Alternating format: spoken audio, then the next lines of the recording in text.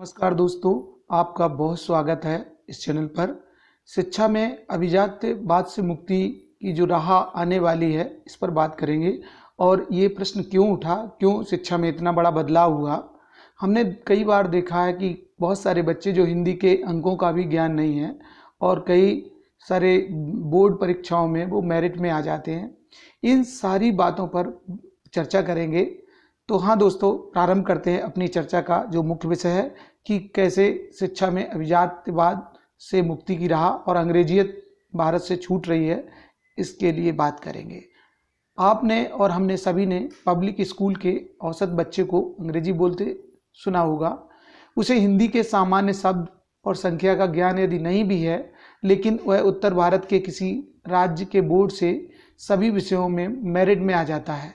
Hindi medium छात्र से दौड़ में आगे हो जाता है, क्योंकि कुछ लाख रुपए लगाकर उसके पेरेंट्स ने लगाए होते हैं। होटल मैनेजमेंट डिप्लोमा कर वह इंटरव्यू में धारा प्रवाह अंग्रेजी बोलकर किसी बड़े होटल में अच्छी पगार वाली फ्रंट लाइन वाली नौकरी पा जाता है।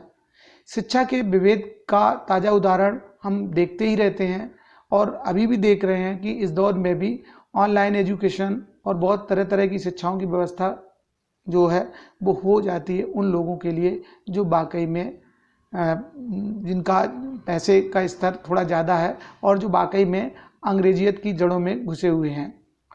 प्रारंभिक शिक्षा पूर्ण डिजिटल होगी और ये जो नई शिक्षा नीति है ये बहुत हद तक इन कमियों को दूर करेगी कि आप अंग्रेजियत से आते हो या विशुद्ध हिंदुस्तानी हो। तकनीक का प्रयोग शिक्षा का समान अवसर उपलब्ध कराने में होगा, इस नीति का मूल मंत्र है। साथ ही हिंदी किसी पर थोपे बिन यह बाध्यता की गई है कि विद्यार्थी कम से कम 2 मूल भारतीय भाषाओं की शिक्षा ग्रहण करे। मतलब 34 साल बाद आई नई शिक्षा नीति व्यवहारिक समय और भविष्य के अनुरूप बनी है। इसमें जो अभिजात्यवाद से छुटकारे के साथ अपनों के संपूर्ण दबाव में भी सरकार ने नीति को बचाया है, ताकि हर बच्चा ज्ञान के बहुआयामी विस्तार से भी दो चार हो। IIT उच्च तकनीकी ज्ञान के साथ ह्यूमैनिटीज़ भी पढ़ाएगा और कामायनी साकेत पढ़ने वालों के पास आइंस्टीन के जटिल सिद्धांत पढ़ने का भी विकल्प होगा। दुनिया के 100 सर्वोत्कृष्ट शिक्षण संस्थान भी भारत में आमंत्रित किए जाएंगे।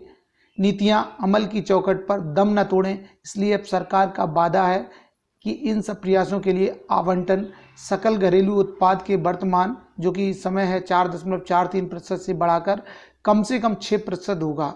तत्पश्चात इसे वास्तविक रूप से फलीभूत करने के लिए अगला कदम क्या होगा, ये भी देखने वाली बात होगी। लेकिन ये बिल्कुल सत्य है कि भारत की जो शिक्षा व्यवस्था रही है, कहीं न कहीं उसके ऊपर अंग्रेजी का जितना प्रभाव नहीं रहा जितना अंग्रेजियत का रहा। और लॉर्ड मैकाले के द्वारा 1858 की जो शिक्षा व्यवस्था थी वो कहीं न कहीं हमें आज तक प्रभावित करती रही है।